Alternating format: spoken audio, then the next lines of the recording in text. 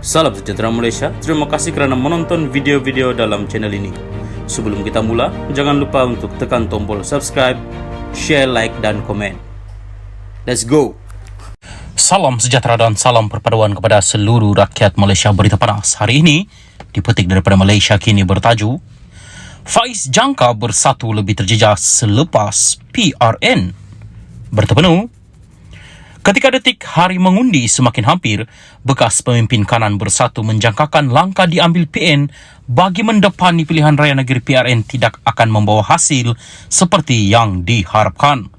Menurut Dr. Muhammad Faiz Naaman, dia yakin strategi yang disusun PN, khususnya membabitkan Bersatu, akan gagal menarik minat pengundi sekaligus mampu menggugat gabungan parti kerajaan. Dan itu, bagi bekas anggota majlis pimpinan tertinggi Bersatu tersebut, bukanlah berita yang paling buruk buat parti berkenaan. Apabila formula yang digunakan Bersatu untuk menghadapi PRN di 6 negeri, menurut Faiz, sekedar meniru langkah yang diambil di Johor dan Melaka dulu, menunjukkan kegagalan akan adalah pula gerakan ahli meninggalkan parti tersebut. Kesan tindakan yang meninggalkan Bersatu akan dapat dilihat dengan lebih jelas apabila PN yang bukan saja dijangka kalah di PRN disebabkan faktor calon-calon yang tidak sepatutnya dipilih, katanya dalam wawancara dengan Malaysia Kini di Petaling Jaya, Selangor hari ini. Menganggap PN tidak berpeluang untuk merampas Selangor pada 12 Ogos ini adalah gelap. Faiz berkata, calon-calon yang dikemukakan Bersatu PN memang tidak memiliki potensi untuk berjaya. Formula yang digunakan Bersatu untuk menghadapi PRN kali ini lebih kurang sama saja dengan apa yang dibuat semasa di Johor dan Melaka dulu. Semua percaturan yang disusun Bersatu akan membuatkan parti itu kalah, katanya. Misalnya Faiz menegaskan sekali lagi bagaimana ada ramai calon PN dari Bersatu yang sudah ditolak pengundi semasa PRU ke-15 pada November tahun lalu, namun sekali lagi dipilih mewakili PN gara-gara pengaruh kumpulan tertentu dalam parti terbabit. Selain populariti yang tidak meyakinkan, dia turut mengaitkan latar belakang akademik yang meragukan pada calon tertentu akan membuat pengundi, khususnya di Selangor, menolak PN. Katanya kegagalan PN menampilkan calon baru yang muda juga akan memberi kesan kepada sokongan rakyat berbanding BNPH. Kita boleh nampak di Selangor ada papan-papan tanda yang menampilkan slogan menunjukkan calon PH adalah orang muda, tetapi Bersatu tidak akan mengambil pendekatan sebegitu, katanya. Tanpa memetik sebarang nama, Faiz dipercayai merujuk kepada sesetengah pemimpin Bersatu yang popular dengan label kartel dan dekat dengan bekas Menteri Kanan Azmin Ali. Keadaan PN di Selangor juga menjadi lebih buruk, katanya, apabila pada ketika tertentu strategi serta kenyataan dibuat pemimpin PAS hanya menyulitkan keadaan PN. Ketika PN mahu membingkaikan gabungan itu sebagai sebuah parti yang sederhana, sesetengah pihak dalam PAS pula menampilkan imej yang agresif. Kaedah itu, katanya, walaupun mungkin mahu memanfaatkan sentimen Melayu tertentu, hanya sesuai di negeri yang ramai didiami pengundi Melayu konservatif. Di Selangor, pendekatan itu tidak akan berjaya, katanya lagi. PAS juga, menurut Faiz, meletakkan Bersatu dalam keadaan sulit pada beberapa keadaan ekoran pendekatan yang diambil parti terbabit. Misalnya, kata Faiz, ucapan yang disampaikan pengarah pilihan raya PN Muhammad Sanusi MD Nor di Selayang yang menyentuh institusi diraja, khususnya melibatkan Sultan Selangor sendiri.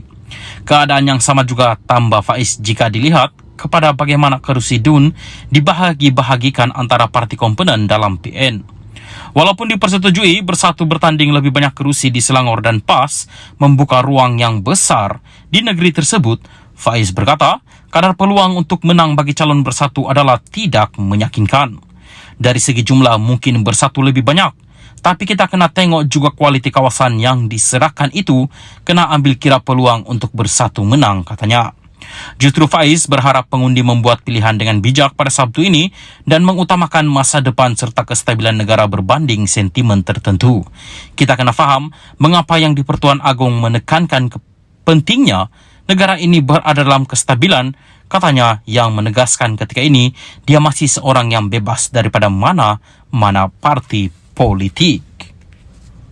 Salam sejahtera dan salam perpaduan kepada seluruh rakyat Malaysia. Berita panas hari ini dipetik daripada Malaysia Kini bertajuk Hina Raja, jangan buat cerita lepas polis ambil tindakan. Berita penuh. Timbalan Ketua Polis Negara Ayub Khan Maidin Pichai memberi amaran kepada mana-mana pihak yang cuba mereka-reka cerita selepas tindakan tegas diambil terhadap mereka kerana menghina institusi diraja. Katanya, tindakan tegas akan diambil pihak polis tanpa mengira latar belakang individu terbabit. Amaran pun dah bagi, yang di Pertuan Agong pun dah bertitah. Jadi kalau ada lagi mana-mana individu yang cenderung untuk menghina institusi raja, tindakan tegas akan diambil. Dan bila tindakan tegas diambil, jangan membuat cerita-cerita lainlah. Jadi hati-hati, kita ambil tindakan tak kira latar belakang, katanya dalam sidang di Ibu Pejabat Polis Bukit Aman hari ini.